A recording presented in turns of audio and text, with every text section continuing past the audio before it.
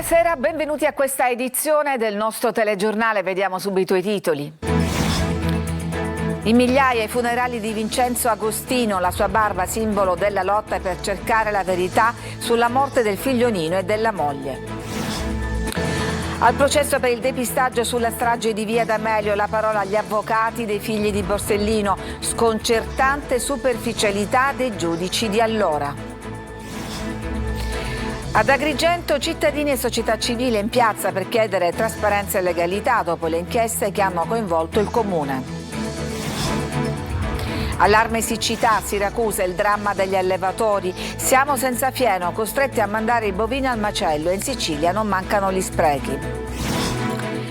Gaetano De Luca arruolato fra i No Ponte, 2 miliardi di fondi scippati alla Sicilia per costruire l'opera. Un gol per la solidarietà a Catania, la partita di beneficenza dedicata alla lotta alla violenza sulle donne e al sostegno a chi è in difficoltà. Tanti volti noti presenti domani allo stadio Massimino. Calcio, Catania in ritiro per preparare il match Verità con il Benevento di sabato. Contro i campani Zeuli ritrova Bua ma perde Marsura e Cianci.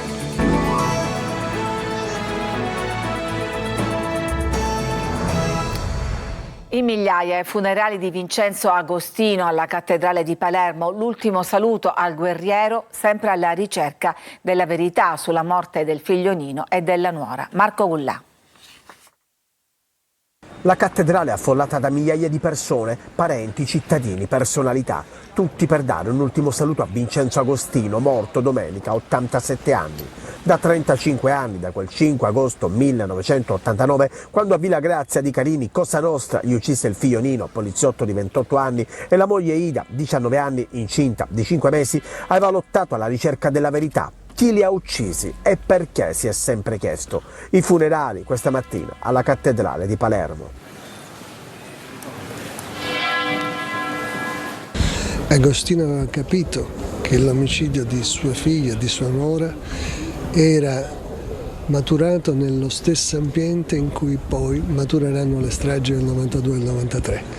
Purtroppo questo paese non ha le risorse per fare i conti con la propria storia. Quando ho preso la notizia per me è stato un colpo al cuore, perché sapevo che stava un po' male, però da morire no, non me lo aspettavo. Ecco, e spero che lassù in cielo si riunisca con i suoi cari e anche con i miei, perché a noi ci accumulano, diciamo, a lui hanno ucciso il figlio, a me il fratello. Era un guerriero alla ricerca della verità, ha detto di lui il nipote, e lo era davvero. Palermo lo ha capito e migliaia si sono ritrovati dentro e fuori la cattedrale per rendere omaggio a Vincenzo Agostino. C'è un'altra verità che si cerca da anni, quella sulla strage di Via D'Amelio. Al processo sul depistaggio oggi la parola ai figli ed agli avvocati dei figli. Il giudice Paolo Borsellino è morto per servire lo Stato. I suoi 3 figli sono cresciuti con il concetto di senso assoluto del rispetto delle istituzioni, principi trasmessi dal padre. Il padre muore e chi sono quelli che negano loro la verità? Sono proprio i servitori dello Stato. Parole dure pronunciate dall'avvocato Vincenzo Greco, legale assieme a Fabio Trizzino, dei figli del giudice assassinato dalla mafia, durante la sua discussione al processo d'appello sul depistaggio delle indagini sulla strage di Via D'Amelio. Nel processo ricorre ancora una volta il nome di Arnaldo La Barbera, che al tempo delle stragi era a capo di una task force che la procura di Caltanissetta indaga da tempo per depistaggio. Il procedimento per La Barbera si è estinto con la sua morte, ma sotto processo ci sono ancora i suoi uomini, Mario Bo, Fabrizio Mattei e Michele Ribaudo, tutti appartenenti alla Polizia di Stato e accusati di calunnia aggravata. Secondo la tesi dell'accusa avrebbero fatto studiare, imbeccandolo, il falso pentito Vincenzo Scarantino per costruire una falsa verità sulle stragi. Diverse persone furono accusate ingiustamente di aver preso parte alla strage, condannate per poi essere assolte durante il processo di revisione. Parole forti ha usato anche l'avvocato Trizzino, che ha puntato il dito contro i magistrati che indagarono, tacciati di sconcertante superficialità, e contro la procura guidata da Giovanni Tinebra. L'ombra di La Barbera compare anche per l'omicidio dell'agente di polizia Nino Agostino, assassinato nell'89 assieme alla moglie Ida Castelluccio, incinta di 2 mesi. Il padre Vincenzo Agostino per tutta la vita si è battuto per per conoscere la verità sulla morte del figlio e ripeteva spesso: la verità è dentro lo Stato. Ad Agrigento cittadini e società civile in piazza per chiedere trasparenza e legalità dopo le inchieste che hanno coinvolto il comune. Davide Sardo. Rivendicare il diritto di vivere in una città libera da corruzione, affarismo. Noi qua vogliamo ricordare l'importanza della legalità, della trasparenza, dell'etica, che poi sono i pilastri di una società che funziona. Vogliamo, anche il manifesto fatto così bene, rivendicare quella che è la legalità. Le vicende che hanno interessato l'amministrazione chiaramente vanno ad inficiare l'immagine della città. Ad Agrigento l'operazione Verità è stata sostenuta nella piazza intitolata a Pirandello, innanzi al municipio, scosso dall'arresto per corruzione di un dirigente di spessore, Gaetano Di Giovanni, e sfiorato dall'inchiesta Pandora della Procura di Catania. La manifestazione è stata infatti intitolata Agrigento in Comune ed è espressione della città che intende entrare virtualmente in comune e conoscere quali provvedimenti siano stati finora adottati per arginare il fenomeno della corruzione e dell'illecito amministrativo, quali altri si intendono adottare per garantire legalità e trasparenza e se vi siano stati degli ostacoli che eventualmente abbiano impedito ciò. Ecco perché gli organizzatori hanno invitato anche il sindaco a partecipare al confronto, ma a causa di impegni istituzionali già assunti in precedenza, Franco Bicicchè ha rinunciato, dichiarandosi però pronto a ricevere una delegazione dei manifestanti in data da concordare. L'ultima battuta infelice del sindaco è stata quella che è stato convocato dal presidente della regione e ci ha raccontato che non poteva essere presente, avrebbe potuto aggiungere al posto mio c'è il vice sindaco. C'è il sospetto di una truffa ai clan palermitani vicino al boss Messina Denaro nell'indagine della DDA su un maxi riciclaggio. Quasi 20 milioni di euro trasferiti all'estero per essere ripuliti non sono mai rientrati nelle tasche dei mafiosi. Che fine hanno fatto i quasi 20 milioni di euro che mafiosi vicino a Matteo Messina Denaro volevano riciclare attraverso delle operazioni bancarie all'estero? Gli inquirenti ipotizzano che i boss siano stati beffati da altri mafiosi. Al centro di tutto c'è un intreccio finanziario internazionale per far rientrare in Sicilia i soldi della mafia, milioni di euro sporchi. Attraverso complesse operazioni sono state trasferite in Germania, senza renderle tracciabili, due grosse cifre, una di 12 e l'altra di 5 milioni di euro, su cui si concentrano pure le ricerche degli inquirenti. Soldi affidati dai mafiosi palermitani vicini a Messina Denaro agli imprenditori mafiosi di Salemi, Salvatore e Andrea Angelo, padre e figlio. A loro si era rivolto il capomafia di Tommaso Natale, Michele Michalizzi, che aveva bisogno di spostare il denaro sporco della cosca. Al piano avrebbero preso parte imprenditori compiacenti e ambigui personaggi del settore. La mente finanziaria sarebbe stato Giuseppe Burrafato, indagato a piede libero. Agli Angelo sarebbe andata una commissione del 10% dei soldi trasferiti. Gli accertamenti degli inquirenti hanno documentato che 12 milioni di euro sono stati effettivamente spostati all'estero, ma non sono tornati nelle tasche dei mafiosi che volevano ripulirli. Da qui l'ipotesi di una truffa e che i mafiosi siano stati gabbati. Questo è uno dei capitoli dell'inchiesta della DDA di Palermo sul maxi riciclaggio che vede 11 indagati.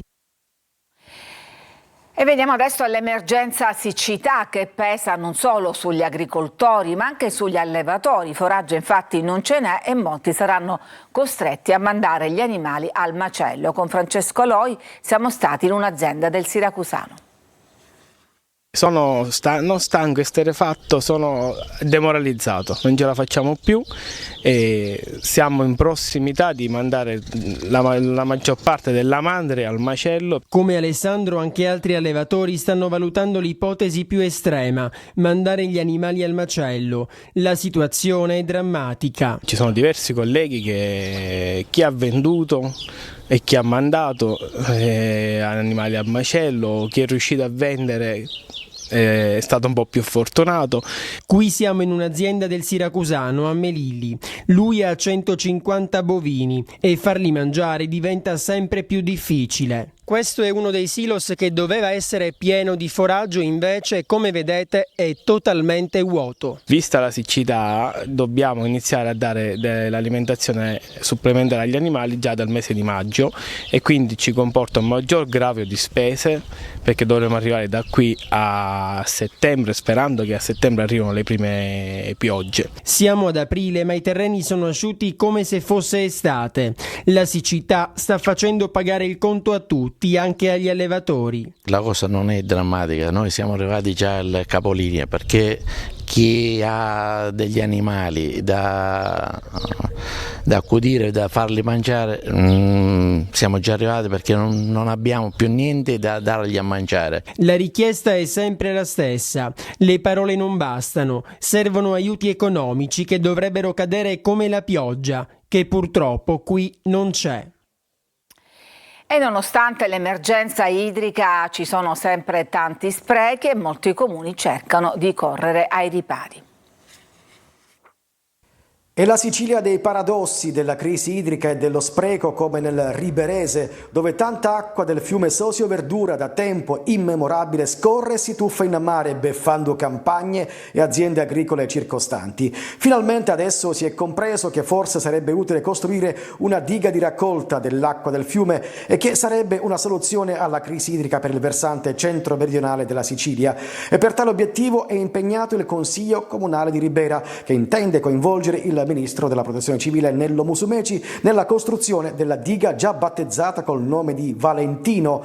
Intanto a Palermo il sindaco Roberto Lagalla ha firmato un'ordinanza nella quale vieta ai cittadini lo spreco d'acqua. Sarà vietato innaffiare le piante e lavare i veicoli privati. E in provincia di Agrigento, per la seconda volta in poche settimane, l'AICA, l'azienda idrica dei comuni agrigentini, ha appena lanciato l'allarme igienico-sanitario e paventa concreti rischi di problemi di ordine pubblico a fronte di altri gravi incidenti di percorso. Infatti è stato appena riscontrato il mancato arrivo della fornitura idrica da parte di Siciliacque al serbatoio Safarello a Licata e di conseguenza sono stati rinviati i turni di distribuzione previsti. Agrigento è assetata e i cittadini sono indignati a fronte di casi eclatanti di spreco d'acqua causato dalle condotte fatiscenti, come accade in via Papa Luciani, dove a causa della perdurante rottura da anni nei pressi del serbatoio della Rupe Atenea, che rifornisce quasi mezza città, l'acqua fuoriesce da un grosso tubo, scorre giù dalla collinetta a valle, invade palazzi e asfalto, con conseguente rischio per i residenti e i mezzi in transito. Noi siamo doppiamente impauriti da questi due motivi: l'acqua che scorre, la frana che si potrebbe scatenare da un momento all'altro, e l'acqua che ci entra dentro le fondazioni, dentro il barascensore, che praticamente poi si dispersa attraverso un tubo che praticamente mandiamo l'acqua fuori. Il Tribunale di Agrigento ha condannato l'ASP a risarcire quasi €1 milione ai familiari di un 75enne deceduto nel 2018. L'uomo era stato sottoposto ad un intervento di chirurgia urologica effettuato all'ospedale San Giovanni di Dio per rimuovere un tumore alla vescica. Durante l'operazione il paziente subì la perforazione del retto e dell'intestino, cosa di cui i sanitari si sarebbero accorti solo dopo alcuni giorni. Fa discutere a Messina la posizione del sindaco di Taormina, il leader di Sud Chiama Nord, Cateno De Luca, adesso contrario al ponte sullo Stretto. Francesco Triolo. Siamo per il corridoio Berlino-Palermo, che prevede l'alta velocità da Salerno fino a Villa San Giovanni, che prevede la sostituzione della monorotaia dei Borboni in Sicilia, che prevede il potenziamento del porto di Gioia Tauro e di Augusta e che prevede la realizzazione anche del ponte sullo Stretto di Messina. A questo scippo e al ponte degli affari diciamo no. Lo scippo a cui fa riferimento Cateno De Luca è quello di una parte del Fondo di Sviluppo e Coesione che spetterebbe alla Sicilia e che verrebbe dirottato sulla costruzione del ponte. 2 miliardi di euro, già al centro di polemiche da parte del presidente Schifani, quando il Ministero aveva annunciato il contributo straordinario della Regione Sicilia. Ecco motivato il cambio di rotta del leader di Sud Chiama Nord, che si iscrive al fronte del no ponte, richiamando le sue truppe, a cominciare dal sindaco di Messina Federico Basile alla stessa posizione, e programmando una manifestazione l'organizzazione per la serata del 25 aprile sotto il pilone di Torrefaro. Per la Lega è il vento elettorale, quello delle europee, ad aver fatto cambiare idea a De Luca, mentre il comitato Ponte Subito ha chiesto le dimissioni da sindaco sia di De Luca che di Basile per aver tradito gli elettori schierandosi contro il ponte sullo Stretto e rinnegando il programma elettorale con cui hanno vinto le elezioni. Altri 4 ultras etnei sono stati individuati per avere partecipato ai tafferugli avvenuti durante l'intervallo della finale di andata di Coppa Italia di Lega Pro tra il Padova e il Catania. In particolare, nonostante l'intervento della polizia, continuavano a creare disordini, sfidando anche gli agenti con una tavola di legno ed una cintura borchiata. Uno di loro era già stato sottoposto a DASPO. Indagini sono in corso per identificare gli altri protagonisti degli incidenti allo stadio Euganeo.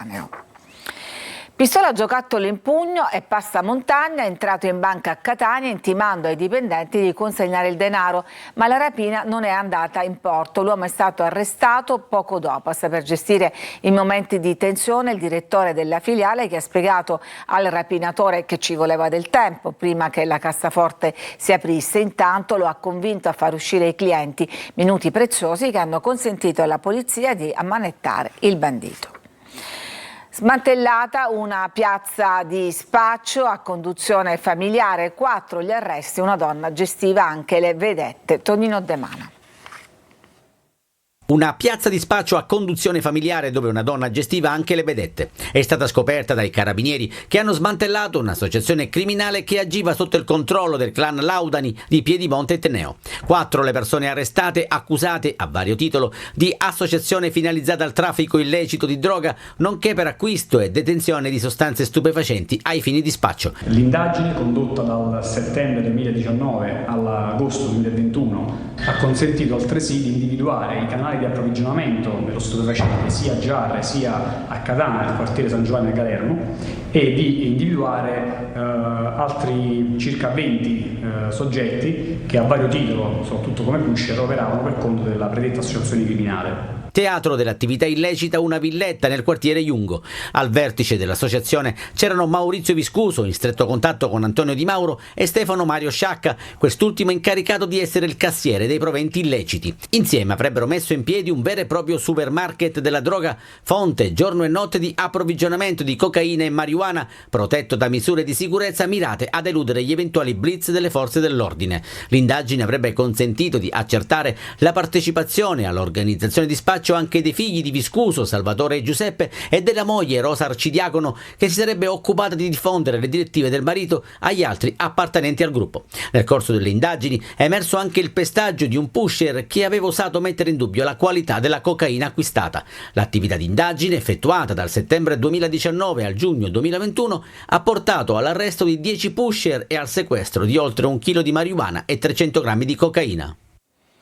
Scoperta una piantagione di marijuana in un bunker ricavato in un appezzamento di terreno a Francofonte nel Siracusano. La polizia ha arrestato il titolare Giovanni Guzzardi. Gli investigatori hanno scoperto, lo vediamo nelle immagini, che dal piatto della doccia e del bagno era possibile con un montacarichi raggiungere il locale sotterraneo trasformato in una serra per la coltivazione di droga. Sequestrate 119 piante e oltre 13 kg di marijuana.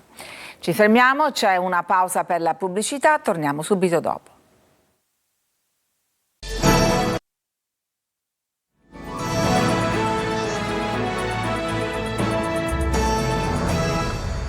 Storie a lieto fine. 2 ragazzine di Palermo si allontanano da casa e poi vengono rintracciate dai carabinieri grazie ai social. Se utilizzati bene i social servono, e come se servono. Ne sanno qualcosa 2 mamme che si erano rivolte ai carabinieri di Palermo per denunciare la scomparsa di 2 ragazzine di 15 e 16 anni. Su Instagram e TikTok le 2 fuggitive avevano fatto delle storie, ma la vera storia, a lieto fine, è che sono state rintracciate e riconsegnate ai rispettivi genitori. Potenza della rete e di internet. Sta di fatto che sin da subito le madri, preoccupate dall'allontanamento volontario delle giovani, si sono mobilitate alla ricerca di indizi per cercare di capire dove fossero andate. Smartphone in mano hanno scandagliato i profili delle due adolescenti, al resto ci hanno pensato i carabinieri della stazione Centro. Dopo aver incrociato i dati e visionato le storie sui social, gli investigatori sono riusciti a risalire all'abitazione di un giovane conoscente di un amico delle sedicenni, dove effettivamente sono state ritrovate. Immaginiamo il finale: non saranno mancati rimproveri, ma anche abbracci, e chissà che la storia a lieto fine non sia finita ancora sui social. Un gol per la solidarietà. Catania è tutto pronto per l'evento dell'anno, anche quest'anno dedicato a due temi importantissimi: la lotta alla violenza sulle donne e un aiuto concreto a chi ha più bisogno. Desiree Ferlito. Catania si prepara a vivere uno dei momenti più attesi dell'anno, un gol per la solidarietà, giunta alla sua 16ª edizione. Un evento cresciuto di anno in anno e diventato uno dei più importanti del Sud Italia, grazie alla caparbietà e all'impegno costante del suo patron Luca Napoli. Siamo alla vigilia di questa grandissima manifestazione. Finalmente domani Catania risponderà presente a un progetto che nasce 16 anni fa, e quindi siamo davvero felici di poter nuovamente ospitare tantissimi personaggi del mondo dello sport e lo spettacolo, e quest'anno per un tema importantissimo. L'evento di quest'anno pone l'accento su due temi di grande attualità e importanza: la lotta alla violenza sulle donne e il supporto alle persone più bisognose, in collaborazione con la Caritas diocesana per l'aiuto concreto ai più bisognosi. Stiamo partendo dai ragazzi per poterli sensibilizzare, perché ricordiamo che il nostro target è composto da studenti delle scuole di Catania e provincia, ma ricordiamo che gli studenti di oggi saranno gli uomini di domani che potenzialmente potrebbero commettere questi gravissimi reati. 4 le formazioni che scenderanno in campo domani per aggiudicarsi il trofeo: la Nazionale Artisti TV, le All Stars Sicilia, la Nazionale Consiglieri Regionali d'Italia e la Nazionale Giornalisti. Tra i volti noti presenti domani la bellissima attrice Ester Pantano. Domani avremo questa bellissima e bravissima attrice catanese, e quindi oltre a lei ovviamente decine di artisti che saranno presenti in campo, tutti uniti ovviamente per sviluppare questo progetto che è molto importante. Oltre a Chiara Squaglia, che sarà il volto femminile di Striscia la Notizia, sarà presente Jimmy Ghione, che è uno di quelli che totalmente riesce a raggruppare tantissima stima e apprezzamenti da parte dei ragazzi, ma non solo. Domani, soltanto domani, ci si potrà recare alle 8, dalle ore 8 ai botteghini di Piazza Spedini per acquistare gli ultimi biglietti di Curva Nord, dato che la Tribuna A, la Tribuna B e la Curva Sud risultano già esaurite da settimane. Un momento di festa e aggregazione per la città di Catania, che vede anche la partecipazione di molti giovani. Tantissime le scuole e le famiglie che riempiranno domani gli spalti. Ci fermiamo, c'è una pausa ancora per la pubblicità, poi torniamo con il calcio per parlare del ritiro del Catania che si prepara alla sfida Verità. A tra poco.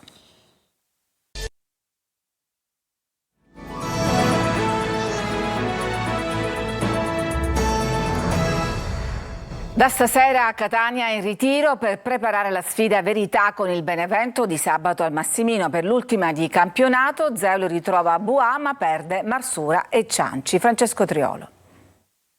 Tutta la settimana in ritiro sino alla partita decisiva con il Benevento. Dopo la sconfitta con il Sorrento maturata al termine dell'ennesima prestazione deludente, il Catania non ha che l'ultima gara casalinga per evitare i play-out. Così la società, per prepararla al meglio e nel tentativo di scuotere una squadra parsa ancora una volta molle e inconcludente, ha deciso di mandare la squadra di Zeoli in ritiro a partire da oggi, subito dopo la prima seduta della settimana. Solo una vittoria contro il Benevento, in lotta con l'Avellino per il secondo posto, garantirebbe la salvezza diretta. Nel caso di un risultato diverso, il destino del Catania dipenderà dalle notizie in arrivo dagli altri campi, soprattutto da Monterosi Foggia. Sul fronte formazione ancora una volta il Catania sarà incompleto. Zeoli può contare sul rientro in difesa di Buà, ma non ci sarà Marsura in attacco perché espulsa a Potenza contro il Sorrento e dunque fuori dai giochi per 2 turni. Ma al di là delle presenze o delle assenze, il Catania avrà bisogno di chi ci crede, innanzitutto di chi è nelle condizioni fisiche per dare tutto in una partita che non si può sbagliare. Finisce qui questa edizione, grazie per averci seguito, a tutti una buona serata.